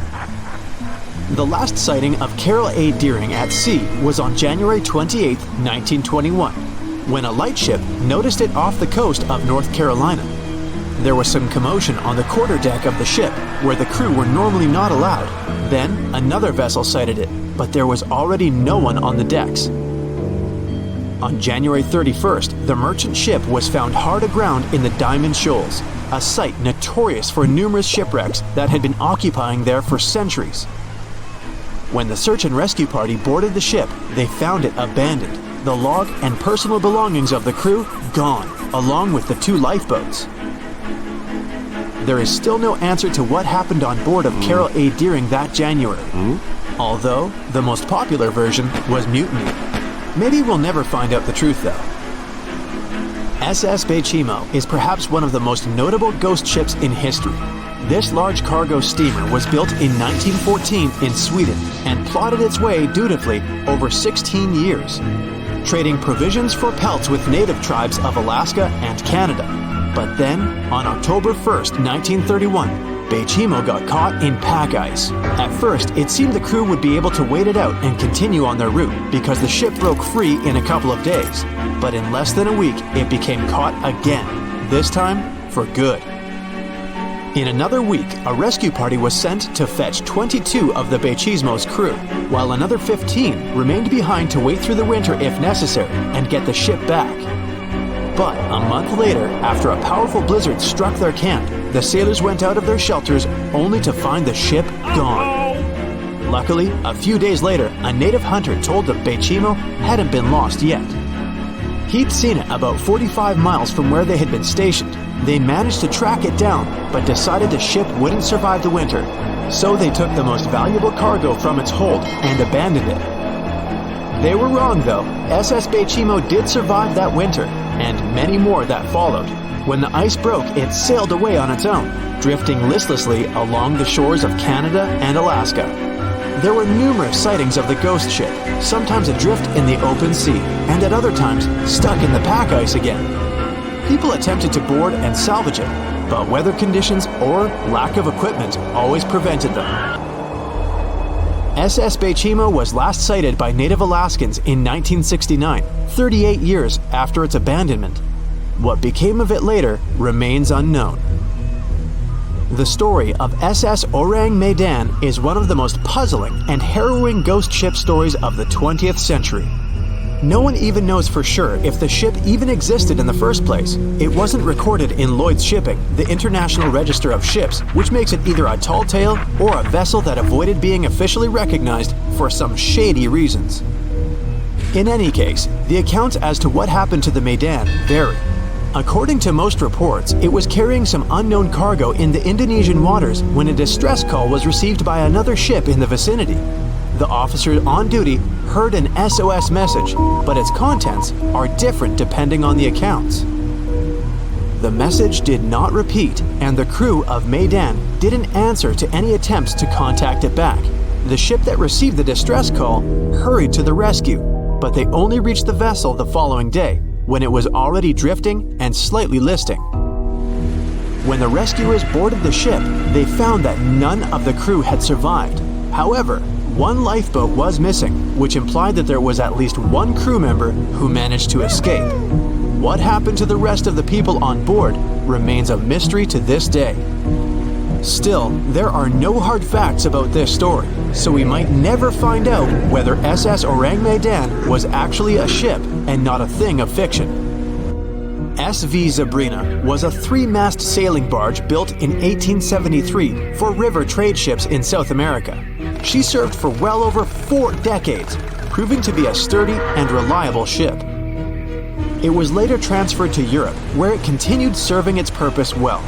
But then, in October 1917, Zabrina set sail on a regular voyage only to be found ashore several days later. Mysteriously, although the ship was perfectly intact, the entire crew of 5 and the captain were gone. There is no direct evidence or hard facts as to what really happened that day. The most convincing theory is that the crew were washed away from the deck because of an underwater explosion. And then the ship sailed ahead without them, but the truth, as always, remains unknown. A story that will surely send chills down your spine is about a daring young American sailor named Tammy Oldham Ashcraft. Back in 1983, when she was just 23 years old, she had quite the adventure. Along with her British beau Richard Sharp, she was tasked with navigating the ocean from Tahiti to San Diego in California on a luxury yacht. But you know how the ocean can be. It's not always smooth sailing. 20 days into the journey, the two lovebirds got ensnared in a Category 4 hurricane, coming with monstrous waves and wicked winds. Even though they stood their ground against the raging waves, the yacht was rolled over like a beach ball as it tumbled between two waves. The last thing etched in Tammy's memory before being knocked out cold for 27 hours is Richard shouting as an enormous wave slammed onto their boat. Later on, she penned down her harrowing ordeal in a book, which was later turned into a movie. Tammy had her fair share of sailing experience under her belt before the fateful journey. She had great navigation skills and had already sailed across the Pacific twice. Setting off from Tahiti to San Diego, they initially had a decent journey, but a couple of weeks in, trouble started brewing. They caught wind of a tropical area down by Panama, and before they knew it, the storm was charging west and gathering intensity. The pair made efforts to reach the safety zone, but the hurricane was moving at incredible speed. As fate would have it, the usually short-lived hurricane kept going. Facing giant waves and hurricane winds is enough to give anyone nightmares. The boat took a hammering, and despite their best preparations, dealing with such rough seas was a monumental task. The boat would leap into the air over the towering waves and come crashing down, making the whole structure shudder. Richard was in the cockpit, secured with a safety harness as they bobbed over the massive waves. But then, they ran into rogue waves, those monstrous anomalies that come out of nowhere.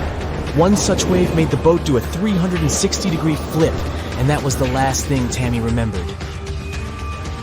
When she came to her senses, Richard was nowhere to be found. The safety harnesses meant to keep him attached to the boat were ruptured. With no one nearby to pick up her distress signals, Tammy was left with a non-functioning long-distance radio after 2 weeks of relentless battering from the sea. All she had was a short-range, very high-frequency VHF radio, which gave up after 5 days due to water damage. She was alone and completely cut off. Tammy had to rely on her basic tools to navigate to Hawaii, a sextant and sight reduction tables.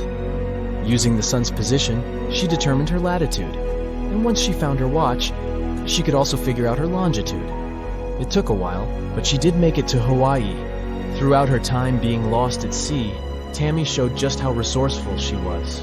She remembered trying to get the engine running, but some of the boat's parts had melted onto the propeller shaft. Despite being mechanically inclined, she couldn't waste time trying to fix something that was potentially beyond repair. Instead, she relied on her training as a bosun. Tammy also kept a log of her time at sea, always aware that if she didn't make it, this might be the only clue to what happened. Looking back on the log, she admitted that her mental state had been fragile during her ordeal. Despite everything, Tammy shared that the human survival instinct is incredibly strong. She wanted to live. The hero of our next tale is a man named Steve Callahan. His story, though it sounds like a Hollywood movie script, is real as real can be. Back in 1982, Steve found himself participating in a single-handed sailing race across the vast Atlantic Ocean. He trusted his voyage to a self-designed vehicle, proudly named Napoleon Solo. It was a sturdy, reliable boat built to weather storms and defy waves.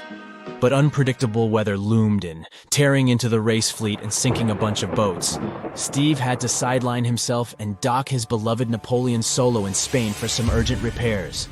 After patching up the boat, Steve took off again, this time setting his sights on the Canary Islands. His heart was set on crossing the Atlantic and reaching the sandy shores of Antigua. Sadly, his boat was battered by strong winds, leaving it significantly damaged. Steve found himself with no choice but to abandon the ship. He soon boarded an inflatable life raft. Steve decided he wasn't going down without a fight. Before Napoleon Solo sank into the depths of the Atlantic, he dived repeatedly into the turbulent waters to salvage what he could. With a few essential items secured, he battled hunger, thirst, and loneliness for the next 76. Some fishermen eventually found him and whisked him off to a local hospital where he began his recovery. Now you might think this is where Steve's story ends. His incredible saga of survival was shared far and wide in sailing magazines, featured on numerous TV shows, and finally cemented in his own book. But the record for the longest time ever spent lost at sea was broken by a man named Jose Salvador Alvarenga. He is an incredibly tough soul whose tenacity and will to survive would become the stuff of legends. That's because for 438 long, difficult days, he was adrift. A fisherman by trade, Jose was no stranger to the sea's unpredictable moods. His life's most terrifying adventure started on a day just like any other, in 2012. That was the day Jose and his fishing mate headed off the shores of a quaint fishing village named Costa Azul in Mexico. It was their first voyage together. Life, however, had a nasty surprise in store for them. Soon after they had left the comfort of the shoreline behind, they were ambushed by a furious storm. It tossed their small boat about like a toy, steering it off its course. Their ship's motor and most of their onboard electronics were rendered useless. Jose, displaying his quick thinking, managed to radio his boss for help before the communication device gave up, but the response was as powerless as their situation. For 5 relentless days, the storm messed with them. When the skies finally cleared, Jose and his mate found themselves lost, with no idea of their whereabouts or how to get back. To make matters worse, the storm had taken away most of their fishing equipment, leaving them with mere basic survival tools. Their boat no longer had sails, motors, or oars. Month after month, they drifted aimlessly. Their sustenance came from good old Mother Nature, rainwater, and a random collection of sea critters like fish, turtles, and birds. After about 4 months, Jose lost his friend, but he decided to carry on, in hopes he'd one day be rescued. Little did he know, he was nowhere near the end of his journey. He attempted signaling every passing ship he saw, but his desperate cries for help were useless. Relying solely on rainwater and whatever the sea offered him for food, Jose kept track of his days by the changing phases of the moon. It was a bit over a year after the disastrous storm that Jose finally sighted land. His heart filled with hope, and he abandoned his trusty but worn-out boat, choosing to swim towards the shore. To his amazement, he found himself on one of the Marshall Islands, situated on the far side of the Pacific from where his ordeal had begun. The man was taken to a hospital where he slowly but steadily recovered his strength. Upon his return, his family declared they had never given up on him and were over the moon on the news of his discovery. However, this survival story was so fantastical that many raised their eyebrows in doubt. Could a man really survive for so long at sea on a tiny boat? However, there were those who offered a counterpoint. Experts explained that fresh meat from birds and turtles, which Alvarenga claimed to have consumed in plenty, contained enough vitamin C to ensure survival. It's 2018. You get up early in the morning to go ashore and catch some fish. You come to the spot you were yesterday, throw the hook into the sea, and wait. The float is twitching. You've caught some fish, but hey, hello? Why aren't you doing anything? Right now, you don't care about the fish. You're looking at something in the distance. You open your mouth in surprise since you see a huge ship stuck on a shoal. It wasn't here yesterday, so it got here at night. Okay, it'll probably sail away sooner or later. You fish for a few more hours. During this time, you observe the ship and notice no movement there. Is it empty? Boats and the coastal service are sailing from the shore to the vessel. You decide to check it out too. You get in your old boat and go there. The mist descends to the water, making the ship look creepy. The colossal vessel is rusty and empty. But where is the whole crew? And how did it get there? The Coast Guard comes on board. They search the hold, the cabins, and the upper deck. There's someone's stuff, some remnants of food supplies, notebooks, and clothes. Everything suggests the crew has disappeared for some reason. Fishers who noticed the vessel first didn't see anyone coming down from the board. No radio signals were sent to the port, and no one reported about the ship. It appeared here from nowhere. The only chance to get any information is to look at the number and name of the vessel. This is Sam Ratulangi, PB 1600. The Coast Guard checks the information, studies the data of all the country ships, and no way. One company built the boat in 2001 in Indonesia.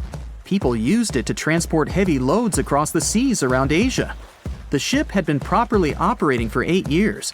People were delivering industrial goods to different points in the region, but something went wrong.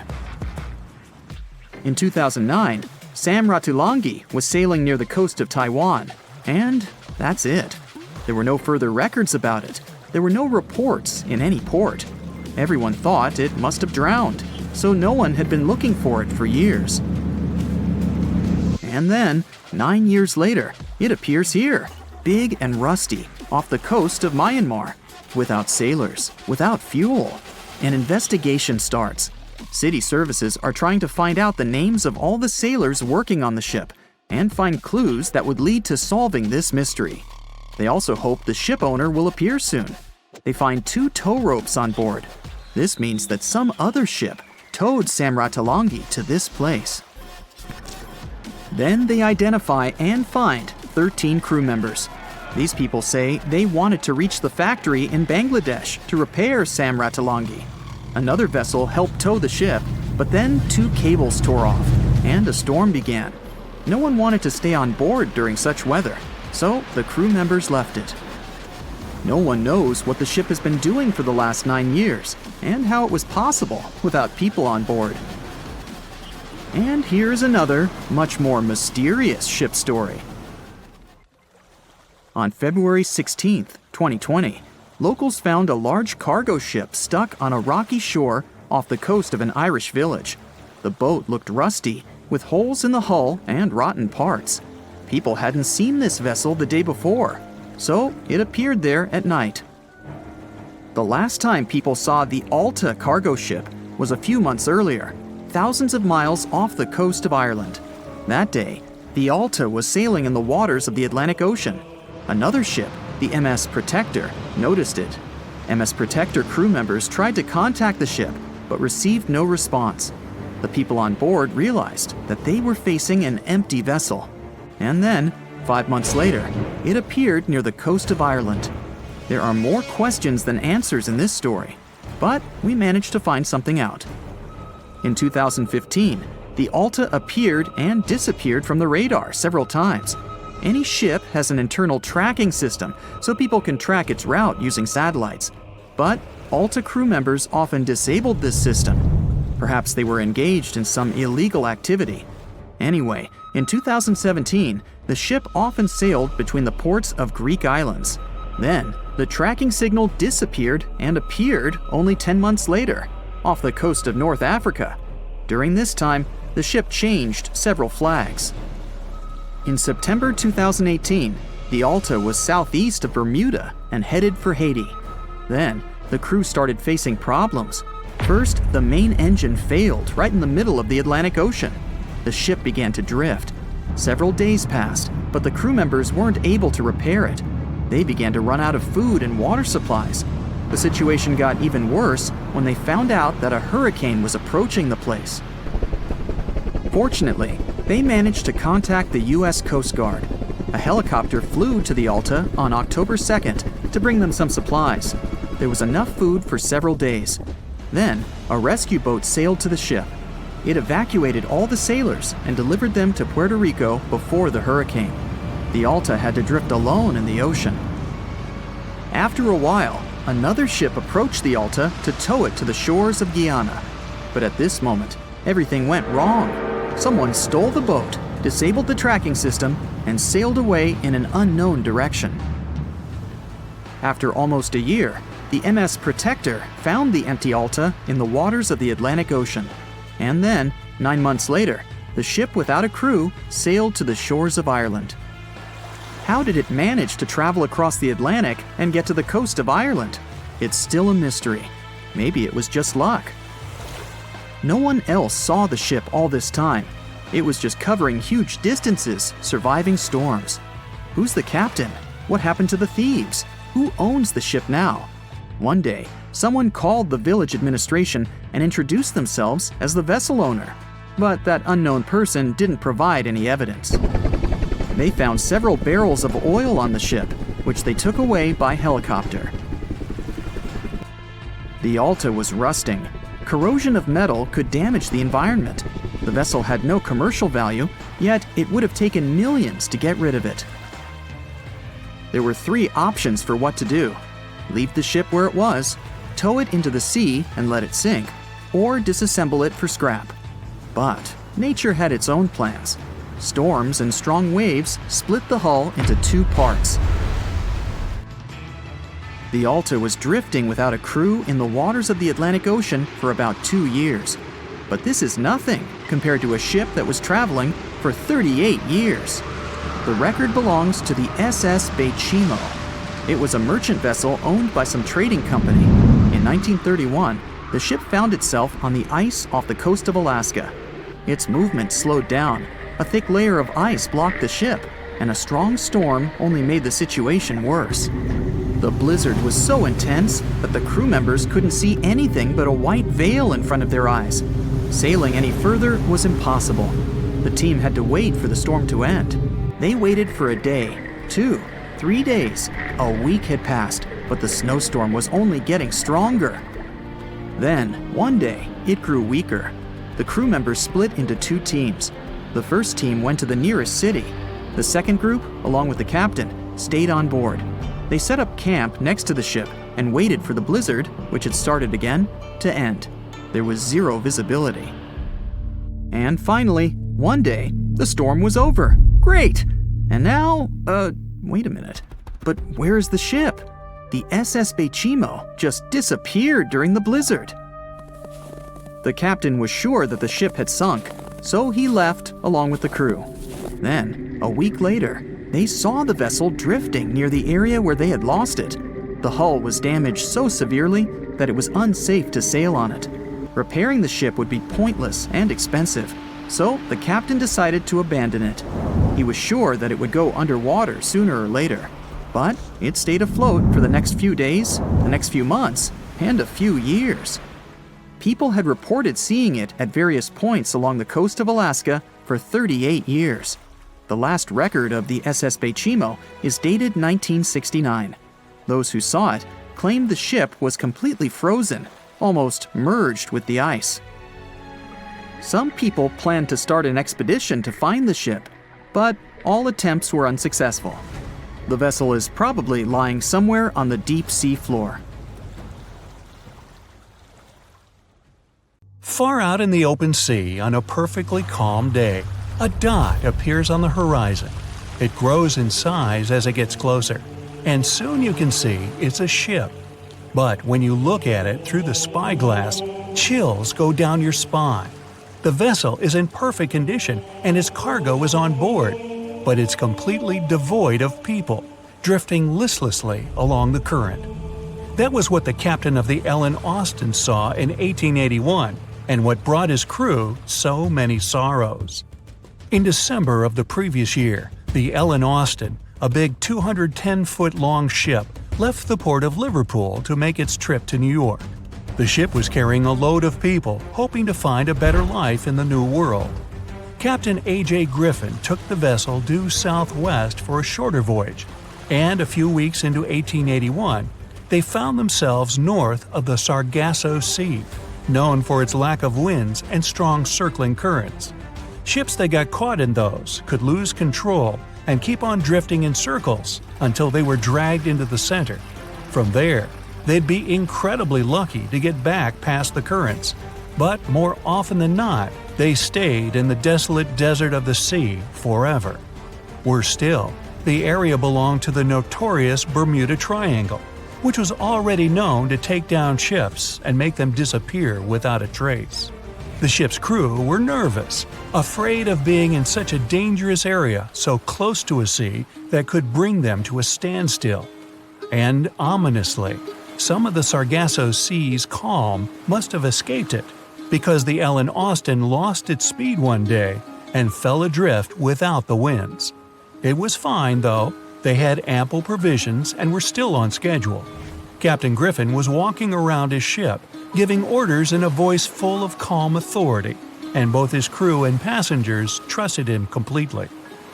But then, the lookout shouted from above that a ship was in sight. And indeed, when the captain looked in the direction the man was pointing, he saw a small schooner moving slowly into view and towards the Ellen Austin.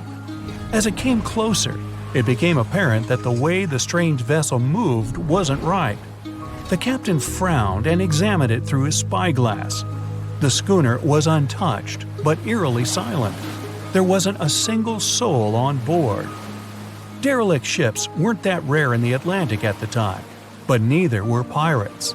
Captain Griffin decided to wait and watch. After 2 days, the schooner was as quiet as always, and Captain finally thought it was fine to move in. He took a small team of sailors and boarded the stranded ship. There was nobody there indeed, but luck seemed to be on Griffin's side. The precious cargo of mahogany wood was still in the holds. The captain returned to the Ellen Austin and ordered his select men to take the smaller ship along to New York. The crew's spirits arose with the prospect of riches awaiting them upon arrival. When the winds blew strong again, the Ellen Austin continued its voyage, with the unnamed vessel tagging along. But after a couple of days, the ships were caught in a powerful storm and got separated. The wind, rain, and waves beat them for several days in a row. When the weather finally cleared, Captain Griffin ordered to find the schooner. They searched for another day until they finally found it adrift, way off the course. Griffin hailed his men on board the smaller ship, but no one answered. A party of sailors went to investigate and returned with their faces white with fear. The whole prize crew went missing in the storm. The captain wasn't one to lose such a valuable find, though, and ordered another team to take control of the schooner. Reluctantly, the sailors obeyed, and the two ships continued their voyage. They agreed to stay as close as possible to one another and ring their bells at set intervals at night to let each other know they were fine. Several nights went all right, with bells ringing reassuringly every hour. But one day, a thick blanket of fog fell on the sea and almost completely blocked their vision. The ships went on regardless and started sounding their bells earlier. When night came, the fog was still there, but the bells were the sound of life. Until they stopped. Captain Griffin rang the bell once, then twice. No answer. The crew lit the fires and looked out into the sea intently. But the fog hadn't lifted, and they couldn't see a thing in the swirling abyss beyond the ship's board. Nobody could sleep that night, and they waited in silence until the break of dawn. The first rays of sun made the fog slowly disperse, and the whole crew went to the edge of the deck with heavy hearts. There was still hope in them, until the last strands of the mist went away, revealing a vast, calm, and most importantly, empty ocean. The nameless schooner was gone, and so was the second team of the Ellen Austin sailors. The ship sailed the rest of the way to New York in grave silence. Once it arrived at the port, the passengers were only too happy to leave the vessel, and no one so much as turned their head as a goodbye. That was the ship's last voyage as the Ellen Austin. That same year, it was sold to a German shipping company and renamed Meta. No one ever found the derelict schooner or the sailors that went missing with it. And that would probably be the end of this mysterious and unresolved story, if it held at least a little bit of the truth. In reality, none of the enigmatic things in the narrative actually happened. The Ellen Austin did indeed leave Liverpool and headed southwest to New York, and its captain was really A.J. Griffin, taking people to the American continent. But from here, the story falls apart. First of all, the ship went way too far to the north to pass the Sargasso Sea so closely. There was simply no reason to make a detour so broad. Even though the westerly winds were strong, it was still faster to take them head-on than to go in a southerly direction. So the Ellen Austin was probably nowhere near the Sargasso Sea and the Bermuda Triangle. Secondly, the triangle itself has been proven time and again to be nothing but a work of fiction. In fact, it gained popularity in the middle of the 20th century, while nobody even thought of drawing a triangle in the Bermuda area before that. The mystery was popularized by science fiction writers and became a common myth, while no serious research proved it any more dangerous than other parts of the world's ocean. So the crew of the Ellen Austin weren't even aware of the Bermuda Triangle back then, let alone afraid of it.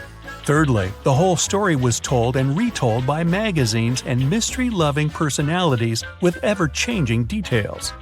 It first appeared in a newspaper in 1906 and already had the date wrong. The article said the voyage took place in 1891 instead of 1881. Later, the story resurfaced in 1935 on the radio with the wrong name of the captain. It was Baker, not Griffin.